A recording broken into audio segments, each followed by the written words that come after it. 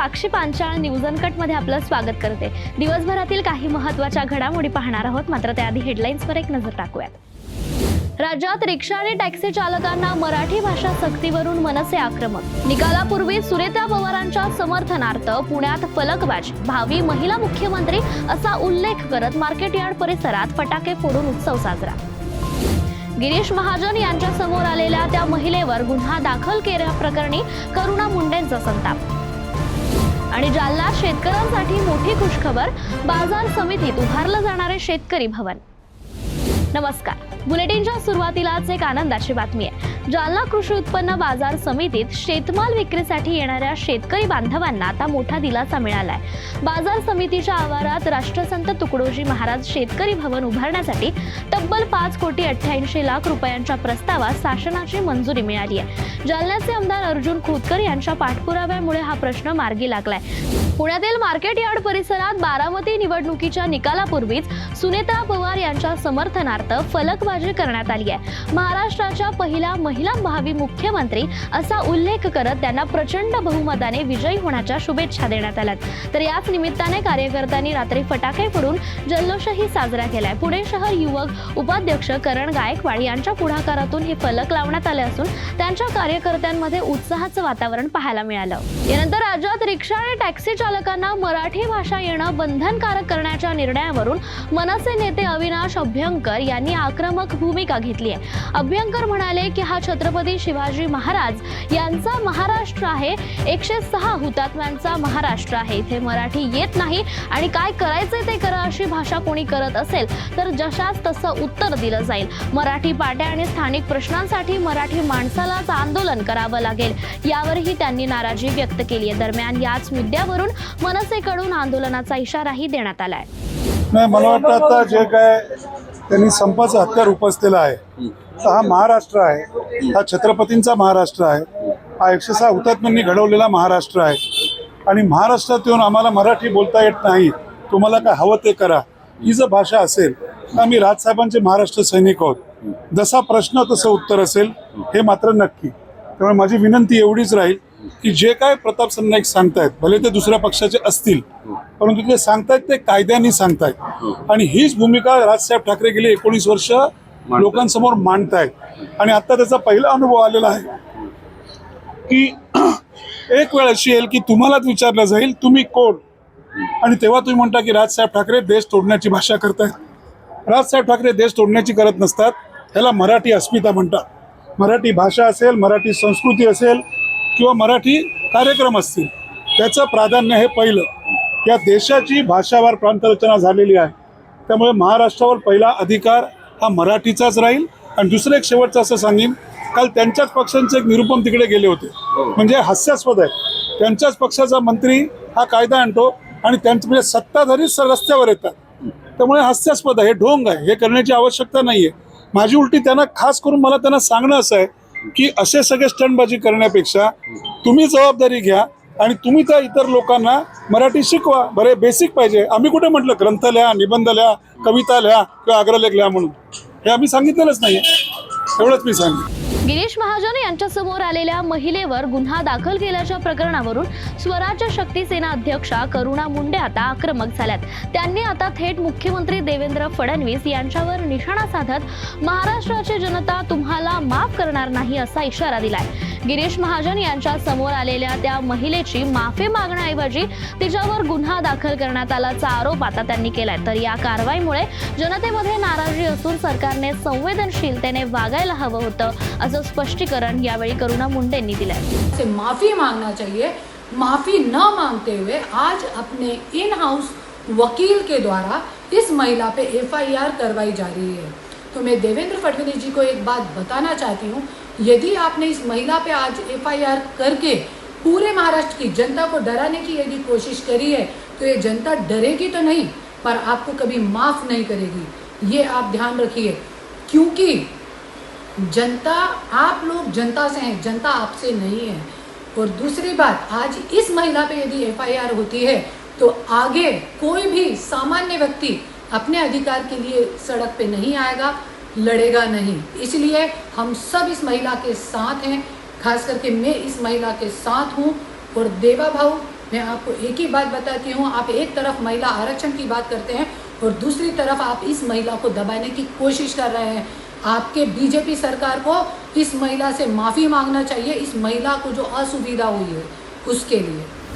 अमरावतीत घेतलेल्या पत्रकार परिषदेत अंधश्रद्धा निर्मूलन समितीचे श्याम मानव यांनी माजी सरन्यायाधीश भूषण गवई यांच्यावर टीका केली आहे। मध्य प्रदेशातील बागेश्वर धाम येथे धीरेंद्र शास्त्री यांच्या पाया पडल्याच्या प्रकारावर त्यांनी तीव्र नाराजी व्यक्त केली आहे। तर आंबेडकरी विचार मांडणाऱ्या व्यक्तीने असं कृत्य केल्यास त्यांना आता बाबासाहेबांचं नाव घेण्याचा अधिकार नाही असा घणाघात त्यांनी केलाय। गवई धीरेंद्र कृष्ण महाराजांच्या पाया पडायला गेले होते याचा मला प्रचंड शॉक बसला, कारण ते गवईंचे पुत्र आहेत अशी माझी समजूत आहे। रासू गवईंचे अनुभव मला थोडे वेगळे आहेत। रासू गवई सगळ्यांना सोबत घेऊन चालायचं म्हणून ते करायचे, पण विक्तूबाबाचा सत्कार दीक्षाभूमीवर आयोजित केलेला होता आणि त्यावेळेस मी झेंडा उचलला आणि सगळ्या माझ्या दलित पत्रकार मित्रांना सोबत घेऊन झेंडा उचलला।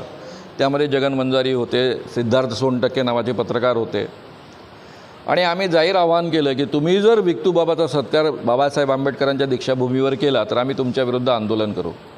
त्यावेळेस त्यांनी तो इमिजिएट रद्द केला, त्यांनी प्रतिष्ठेचा मुद्दा केला नाही। हाही माझा एका बाजूनं अनुभव आहे। तर त्यांचे चिरंजीव जे स्वतः म्हणतात मी आंबेडकरी विचारांचा आहे, आंबेडकरांच्या विचारांचं मी दूध प्यालेलो आहे, तो माणूस जर धीरेंद्र कृष्ण महाराजांच्या पायावर डोकं ठेवत असेल आणि आशीर्वाद घेत असेल, CGI राहिलेला माणूस, तर माझं एवढंच म्हणणं आहे की तुम्ही यापुढे कधीही आंबेडकरांचं नाव घ्यायचं नाही। तो अधिकार तुम्ही गमावलेला आहे।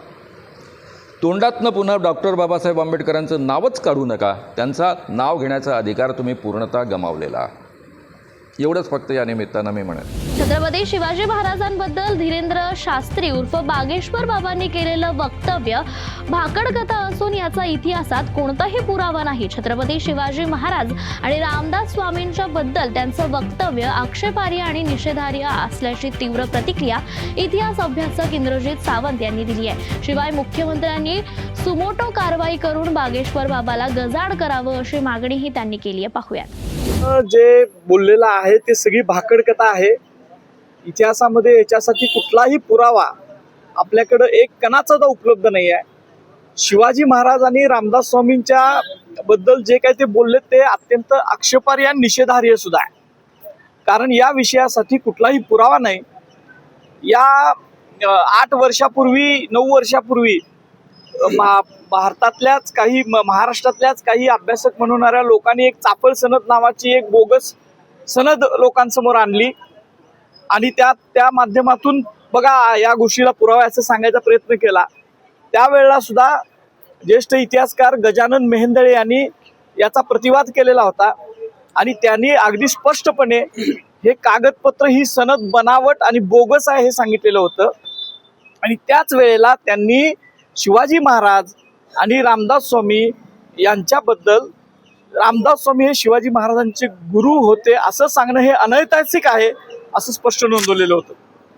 खरं तर शिवाजी महाराजांच्या आणि या रामदास स्वामींच्या गुरुत्वाबद्दल महाराष्ट्रामध्ये राजर्षी शाहू महाराज, महात्मा फुले, शिवाजी विद्यापीठाचे पहिले कुलगुरू आप्पासाहेब पवार यांच्यापासून ते आत्तापर्यंत डॉक्टर जयसिंगराव पवार सरांच्यापर्यंत जे ज्येष्ठ संशोधक होऊन गेले अशा सगळ्या इतिहासाच्या गाड्या अभ्यासकांनी शिवाजी महाराज आणि रामदास यांचं गुरु शिष्यत्वाचं नातं नव्हतं हे ठामपणे आणि इतिहासाच्या आधारावर सांगितलं।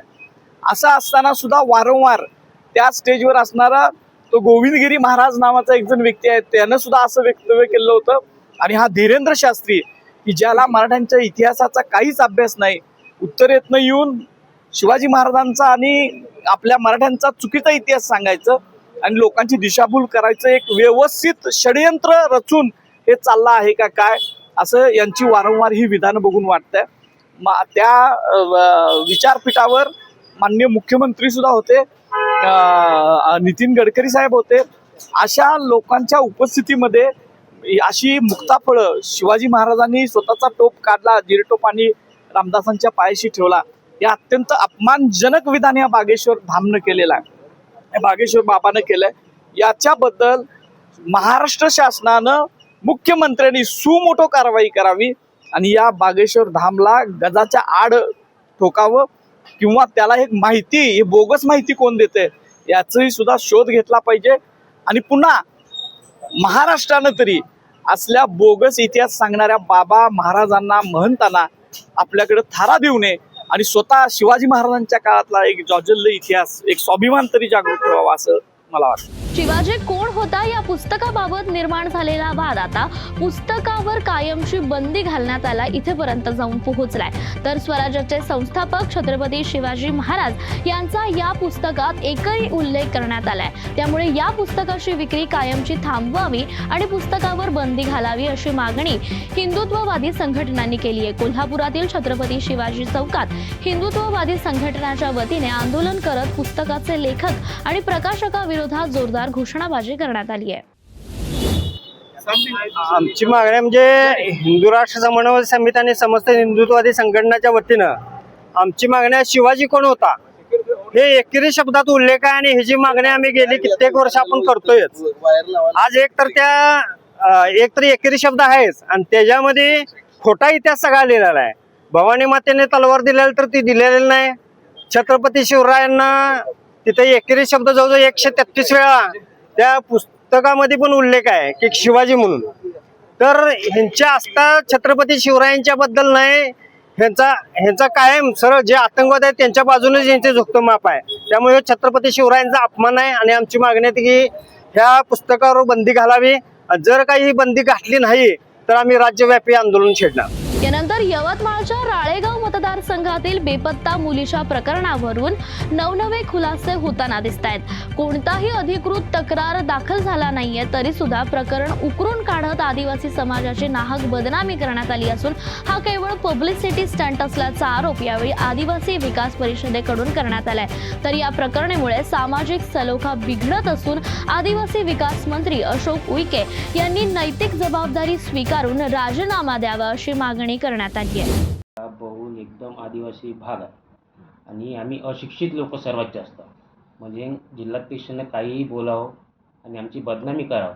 एकूण त्यांनी 34 वर्षी तस्करी केली म्हणून त्यांनी सांगितली, परंतु त्यात एकही मुलगी म्हणजे त्याचे पोलीसमध्ये तक्रार नाही. पोलीस स्टेशनला आम्ही या संबंधित कुमारचंद साहेबांसोबत देखील बोललो आम्ही आणि त्यांनी मला सांगितलं. आणि आमचे आता राष्ट्रीय अध्यक्ष लकीभाऊ जाधव यांनी 28 तारखेला आमचा मोर्चा, म्हणजे इथे खूप मोठा आम्ही नियोजन चालू झालं आहे आमचं आणि आम्ही त्यांच्यावर ॲट्रॉसिटी गुन्हा दाखल व्हावा यासाठी आम्ही 28 तारखेला त्यांच्यावरती गुन्हा दाखल व्हावा म्हणून आम्ही निवेदन सादर करणार आहोत. या संदर्भात मंत्र्यांसोबत आम्ही अजून भेटलोच नाही ना. मंत्री आम्हाला भेटले नाही. मंत्री म्हणजे मंत्र्याचा तो जिल्हाध्यक्षाला पाठिंबा देत आहे. मंत्री तेवढा मोठा मंत्री असताना त्यांना राजीनामा द्यायला पाहिजे होते. 34 प्रकरण झाली. ते प्रकरण तेवढे मोठे प्रकरण असताना मंत्री झोपेत होता का आतापर्यंत? मग जिल्हाध्यक्षांनीच उलट मंत्र्यावर आरोप करायला पाहिजे होती बाबा तुम्ही राजीनामा द्या म्हणून 34 प्रकरण झाली. मग त्यांनी अल्प दरात आमच्या मुली विकल्या गेल्या म्हणतात, म्हणजे अजून त्याची किंमत वाढवायची होती काय त्यांना?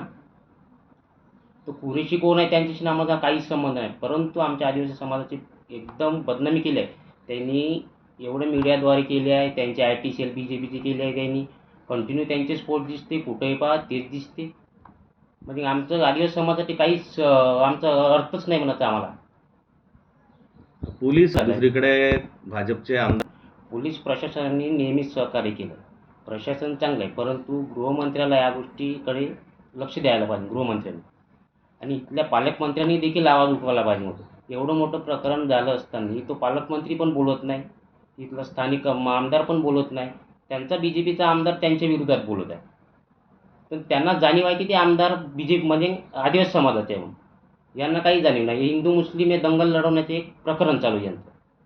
या संदर्भात आम्ही 28 तारखेला निवेदन देणार. त्यांच्यावरती ॲट्रॉसिटीचा गुन्हा दाखल व्हावा यासाठी आमचे राष्ट्रीय अध्यक्ष लकीभाऊ जाधव देखील येणार आहेत आम्ही आणि मोठ्या प्रमाणात आम्ही इथं संख्येनं उपस्थित राहू. कोल्हापुरातील बिद्री इथल्या गर्भलिंग निदान चाचणी प्रकरणाची व्याप्ती वाढत असताना आता पन्हाळा तालुक्यातील खोतवाडीत गर्भपाताच्या गोळ्या देणाऱ्या डॉक्टरचा पर्दाफाश करण्यात आलाय. माझगाव पैकी खोतवाडी इथं श्री समर्थ क्लिनिकवर स्थानिक गुन्हे अन्वेषण शाखा आणि तालुका वैद्यकीय अधिकारी पथकाने छापा टाकून संयुक्त कारवाई केली आहे. तर यावेळी खोतवाडी येथील बोगस डॉक्टर ऋषिकेश खोत त्यासोबतच हुपरी येथील एजंट ऋषिकेश माने याला अटक करण्यात आली आहे. नमस्कार, मी डॉक्टर गायकवाड, तालुका आरोग्य अधिकारी पन्हाळा. तर आज खोतवाडी माझगावपैकी खोतवाडी येथे LCB व आरोग्य विभाग यांच्यातर्फे जी कारवाई झालेली आहे आपल्या PCPNDT ॲक्ट अंतर्गत, त्यामध्ये ऋषिकेश खोत जो आहे खोतवाडीमध्ये राहणारा पन्हाळा तालुक्यातच आहे आणि ऋषिकेश संजय माने 27 वर्ष, अंबाईनगर, हुपरी, हातकणंगले तालुका, हातकणंगले जिल्हा कोल्हापूर. तर ऋषिकेश खोत यांनी त्यांना ऋषिकेश माने यांना गोळ्या म्हणजे MTP किट जे असतात, गोळ्या गर्भपाताच्या गोळ्या मागणी केली. त्यानुसार LCBंना ही माहिती मिळाली गुप्तपैकी आणि त्यांनी जे बाकीची जी प्रोसिजर असते डमी पेशंट वगैरे पाठवून ते कन्फर्म केलं आणि कन्फर्म केल्यानंतर तिथं त्याच्याजवळ ऋषिकेश खोत याच्याकडे ती गर्भपाताच्या गोळ्या सापडलेल्या आहेत. त्यानुसार ही आपण कारवाई केलेली आहे आणि यापुढे पण त्याचे काही डिटेल्स असतील, ह्याच्या पुढे कारवाईचे डिटेल्स असतील, हे तुम्हाला थोड्या दिवसांनी तुम्हाला कळवण्यात येईल. दौंड शहरातून जाणाऱ्या 160 क्रमांकाच्या मनमाड सांगली महामार्गालगत राज्य राखीव पोलीस बल गट क्रमांक 5 परिसरात रात्री 10:30 वाजण्याच्या सुमारास 2 दुचाकी समोर येऊन त्यांची धडक होऊन भीषण अपघात झालाय. तर या अपघातामध्ये एका अल्पवयीन मुलीसह 5 जण गंभीर जखमी झालेत. जखमींना तातडीने पुण्यातील खासगी रुग्णालयात उपचारासाठी दाखल करण्यात आलंय. सुदैवाने या घटनेत कोणतीही जीवितहानी झालेली नाहीये, तर काहींची प्रकृती गंभीर असल्याची प्राथमिक माहिती मिळते. यानंतर वारजे परिसरात एक धक्कादायक घटना घडली आहे. चैतन्य चौक येथील एका सलूनमध्ये सायंकाळी 6:30 वाजण्याच्या सुमारास गोळीबार झाला असून यात निहाल शिंदे हा तरुण गंभीर जखमी झालाय. तर तो केस कापत असताना त्याच्या डाव्या कानाजवळ गोळी लागली. तर या घटनेदरम्यान सलूनमध्ये झालेल्या झटापटीत अमोल आढाव हे देखील जखमी झालेत. तर या प्रकरणात एकूण 5 आरोपींची ओळख पटली असून त्यापैकी साहिल राऊत याला गुन्हे शाखेच्या DB पथकाने घटनास्थळीच ताब्यात घेतलंय. प्राथमिक माहितीनुसार ही घटना निहाल शिंदे आणि आरोपी यांच्यातील जुन्या वैमनस्यातून घडल्याचं स्पष्ट होत आहे. अंबेजोगाई तालुक्यातील पट्टी वडगाव येथे गॅस सिलेंडरचा भीषण स्फोट झाल्याची दुर्दैवी घटना घडली आहे. पत्नीच्या निधनानंतर 10व्याच्या कार्यक्रमासाठी स्वयंपाक सुरू असताना अचानक घरात गॅस सिलेंडरचा स्फोट झाला. तर या स्फोटात घरातील संपूर्ण साहित्य जळून खाक झालं असून मोठं आर्थिक नुकसान देखील झालंय. बाळासाहेब जाधव असं घरमालकाचं नाव असून आधीच पत्नीच्या निधनाचा दुःखद प्रसंग ओढावलेला असताना या घटनेमुळे कुटुंबावर आणखी एक संकट कोसळलंय. सदर घटनेची माहिती मिळताच तिथे अग्निशमन दल येऊन त्यांनी ही आग विझवल्याची माहिती मिळते. तर नागरिकांनी प्रशासनाकडून मदतीची अपेक्षा देखील व्यक्त केली आहे. यानंतर भंडारा जिल्ह्यात वाळू घाटांच्या लिलावानंतर पर्यावरणाचे नियम धाब्यावर बसवून मोठ्या प्रमाणात अवैध वाळू उपसा करून हरित लवादाच्या बंदीनंतर या घाटांवर आता JCBच्या साहाय्याने नदीचं पात्र ओरबटलं जात आहे. चक्क जनावरांच्या चराईसाठी आरक्षित असलेल्या जागेवर अवैध वाळूचे डोंगर उभे केले जात आहेत. मात्र या विरोधात आता ग्रामपंचायत सदस्यांनी आक्रमक पवित्रा घेतलाय. यासाठी ग्रामपंचायतीचे कोणतेही परवानगी घेण्यात आलेली नसून वाळूची अवैध डंपिंग करणाऱ्यांवर कारवाई करून जनावरांच्या चराईचं क्षेत्र मोकळं करावं अशी मागणी आता एटणवासियांकडून केली जाते. माझे नाव गिरीश शुद्धदेव भागडकर, माजी उपसरपंच 5 वर्ष राहिलो. त्याच्या अगोदर 5 वर्ष ग्रामपंचायत सदस्य राहिलो आणि आमच्या काळामध्ये रेतीघाट झाले. त्यावेळेस कुठेतरी प्रायव्हेट जागा देऊन त्याचे डंप केल्याचं आहे आणि जो आपला मागचा भाग दिसते त्याच्यावर शेतकऱ्यांनी अतिक्रमण केलं होतं आणि तो लोकसभागातून काढून ते चराईसाठी मोकळं करण्यात आली आहे. आणि आता या ग्रामपंचायतीनं कुठला लेनदेन केला ठेकेदाराबरोबर आणि आज ते चराईच्या मोकळ्या जागेवर अवैध डंपिंग सुरू आहे. त्यांनी डंपिंग करायचं तर एखाद्या शेतकऱ्याची शेती घेऊन त्याच्यावर डंप करायला पाहिजे होतं आणि या डंपमुळे इतरही शेतकरी अतिक्रमण करतील याच्यात दुमत नाही. माझे नाव प्रकाश जयदेव आडिकने, इटान, ग्रामपंचायतमध्ये सदस्य. आणि ह्या रेतीघाट आपल्या गावचा झाला आहे म्हणून एवढं माहिती झालं थोडासा, पण आमच्या ग्रामपंचायतीला अजून काही बसून वगैरे काही मीटिंग बसून बा काही त्याच्यावर चर्चा करून बा हा विषय काहीच नाही झाला. एकदा ठेकेदार लोक आले होते, त्यांनी आम्हाला एवढंच सांगितलं की बा आम्ही ही जागा तुमच्या गावचा ठेका झाला आहे. दौंड पोलिसांनी पहाटे मोठी धडक कारवाई करत एका गांजा विक्रेत्याला अटक केली आहे. या कारवाईत तब्बल 52 किलो 30 ग्राम गांजा जप्त करण्यात आला असून सुमारे 13,07,500 रुपयांचा मुद्देमाल हस्तगत करण्यात आलाय. मुकेश काणोजे असं अटक करण्यात आलेल्या आरोपीचं नाव असून त्याच्याकडील 10 लाखांची कारही जप्त करण्यात आली आहे. तसंच त्याच्यावर NDPS कायद्यानुसार गुन्हा देखील दाखल करण्यात आलाय. या बातमीचा आजच्या बुलेटिनमध्ये इथेच थांबूयात. धन्यवाद.